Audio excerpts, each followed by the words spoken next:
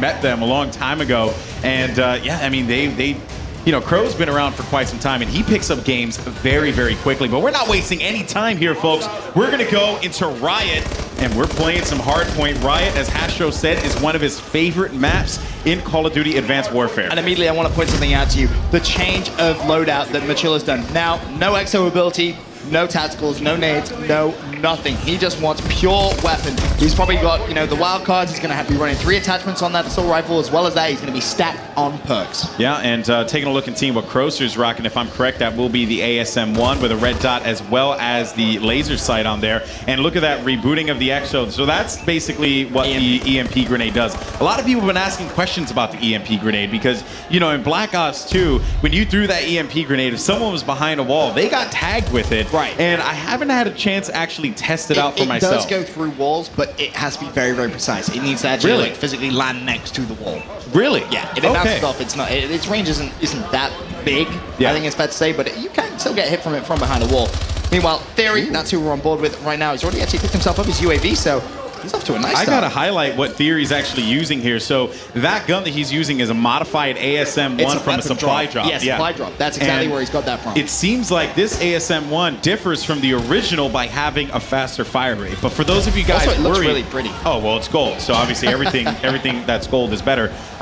So the thing that you got to point out here is that these weapon drops, right? They're not. They're still balanced because a lot of people are like, whoa, but they have better abilities. Yeah, that's true. And oh, wait a minute, Theory tried to stay alive. That actually was a really good job. That was a good use of stim and dodges the nade, but his stim's still there. Clutch. Exactly that. If he didn't have that stim and that nade flew in, he would have been taken out without a doubt. 100%. Without a doubt. But just to finish his thought about the ASM-1 and what we're seeing here with the weapon supply drop, this modified version, this is basically what you're going to get in Advanced Warfare. You're going to get an ASM-1 that probably has a faster fire rate, but it might be weaker in damage. And there's like a give and take there. So it's never going to stay the same in all stats and just increase on one. It always has that sort of cost analysis kind of thing. You know, you're going to get benefit from one, but it's going to be reduced in another.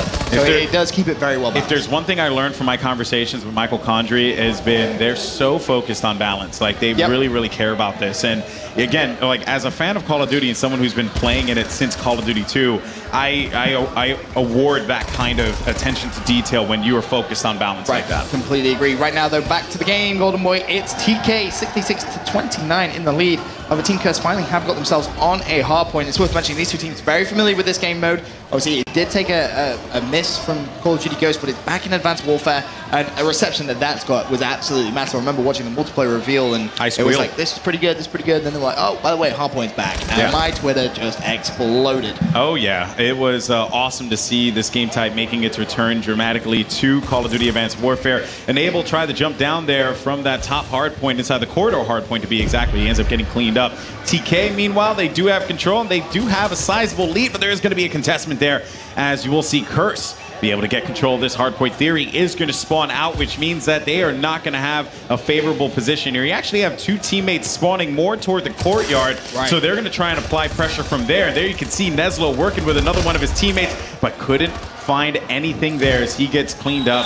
There's going to be 27 seconds left on this hard point here. This is crucial time for Curse to be able to come back, and they've tied the game pretty much. And they're about to go into the lead as well. They've held this hard point pretty much the entire time. TK not able to get close to it, and that's the fantastic setup Curse really had. And you see Sharp, he was going to rotate, and he was like, well, sorry, he was going to trap back to the hard point. He was like, well, I may as well just rotate now.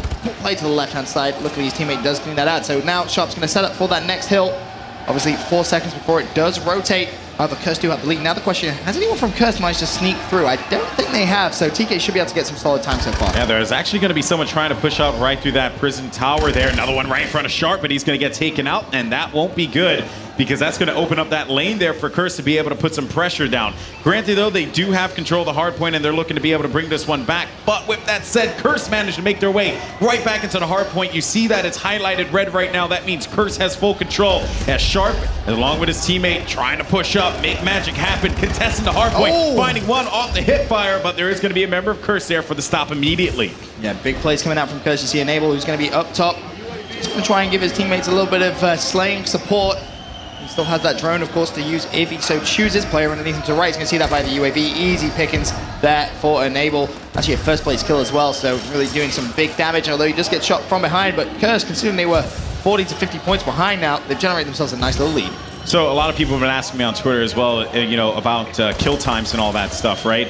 And one thing that I've noticed, for me personally, I feel like the kill times fit a little bit with what we're seeing here. It hasn't been anything too crazy. I don't feel like you're like paper. I think a lot of people are misunderstanding kill time and gunfight time, because the gunfights are lasting a lot longer now. That's because true. of the exoskeleton, because you can boost, because you can slide. You've got all these extra things. Obviously, stim as well. That's going to help out in gunfights. So the actual, oh, that was nasty. Enable with that triple. That was dirty. Oh, and there's the fourth. Just because. Just because he can. Exactly. He's just such a talented player, especially on this game. He really has taken a very, very big liking to it. But as I was saying, the actual gunfight times take a lot longer. So it's actually the time to kill, I would say, is actually pretty high.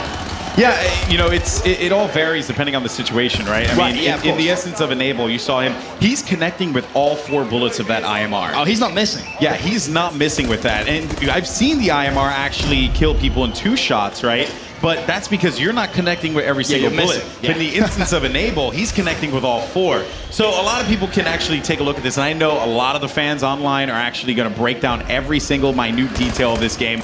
But Enable just playing this one so intelligently there. And of course, jumping back over to him, he's going to be using that IMR with the advanced red dot, which has been his favorite red dot. And honestly, it works out rather well. Oh, I love it. He's having so much fun. You can just tell. 162 to 112 is the score currently in favor of Team Curse. Still on board with Enable, and Enable's doing that anchoring role. We touched on that a little bit earlier on Golden Boy. If you're unfamiliar with it, it's basically holding down the spawn for your teammates, and he's going to be rotating around this left-hand side of the map just to set up on that next hardpoint location. Yeah, he's going to get ready for the courtyard hardpoint. So a very smart play from Enable, but he has to watch out for the players that will be pushing roof. So look for Enable to be focusing his attention up, because he knows that players will be pushing through the roof. But wait a minute, a player's actually going to challenge him from the right, and Enable's going to try and stay alive here. Tried to pop that stim, but couldn't quite do anything there. That's going to be a couple seconds left here on the rooftop hardpoint. He's just desperate for those points, isn't he? He just wants that hardpoint secure point. There's 2 seconds left. He's trying to die for it. Oh, he makes me laugh. Yeah, no, Mochila just doing what Mochila does. Is he's actually going to look for a good vantage point, but he's like, whoa, through the roof. What just happened? Where did that hole in the floor come from? But still, though, obviously, is nothing but love for Moch, as he has the IMR as well. He's going to get picked off now, and got TK with control of the hardpoint, the courtyard hardpoint. This is great time. It is, and the hardpoint is contested. Goonjar turns. Oh, I thought he was going to get it, but he's just going to sit in the corner. Should pop his stim. Nope, gets it. Remember, the thing is with the stim now, I haven't had a chance to actually see a player stay alive long enough to see that stim recharge or see the EXO ability recharge. I don't know if you have information on that. Nice play from Goonjar. It does take a while. It does. Its cooldown is pretty hefty. I'm not entirely sure on the exact amount, but it isn't like, for example, the overclock, which you can kind of has a reduced cooldown. But Goonjar did very, very well there in that gunfight. Managed to secure that hardpoint for a lot of time, and he's set up on the next one. He's going to drop down and get the points, and there's an easy kill on the stairs for him. Nicely played. 185 to 170 in favor of Curse. Curse now on the hill, and it's going to be Burns off, and he needs to stay alive here. Oh, this is a crucial play, because there is going to be pressure coming in from the courtyard. And look at that tracker drone, actually. That's going to be such a nuisance inside of this hill. And they finally managed to extinguish it. A beautiful shot there with the ASM-1, as he's able to connect with that jump shot around the corner, finding another player right on the outside. He's going to get hit markers, and he is going to get stunned just a second, though. And he is going to finally get dropped. Hopping over to Neslo now, who's looking to try and get some pressure on top of the roof. But it seems like Curse is going to continue to add on to this lead. Yeah, this is a really difficult hill to really break if they have a player on top of it. As I believe they actually do. I think that's probably going to be Neslo switch to the Moors, by the way? Yeah, he did. He switched up. I think he's looking at that clock and he's thinking, well, there's 60 seconds left. Curse is going to control that hill for the next 4. It's pretty much mathematically impossible. If we can we jump over to Neslo? I really hope he has that. There he is. There he is. All right, let's see if he can get a couple shots, because Neslo really likes to talk a big game when it comes to sniper. I told him everything he knows, and that's a true story. That's a true story. Black Ops 2, ask him. I told him how to snipe. Oh, and clearly I didn't do a good enough job. No, well, obviously not. Because that one player's going to be challenging him again. That was actually a really smart challenge there from that player on the rooftop. Neslo just couldn't quite get the angle there, as he was not in the most favorable of positions. Crosser's going to be inside of the hard point here, working with a teammate from Curse as well. Got about 19 seconds left on the clock, but Curse has pretty much locked this one down with some stellar performance. Here we go, 2-1, and that will be it. Oh, never mind. No, it's contested. Don't count TK out just yet. They may not want him to get to 250. They're not going to be able to win, of course. But yeah. They just don't want 250. They totally just right juked now. me so bad there. You were like, it's It's over. No, it's not. Fine. All right, guys, that was it. Curse is going to be able to take the hard point.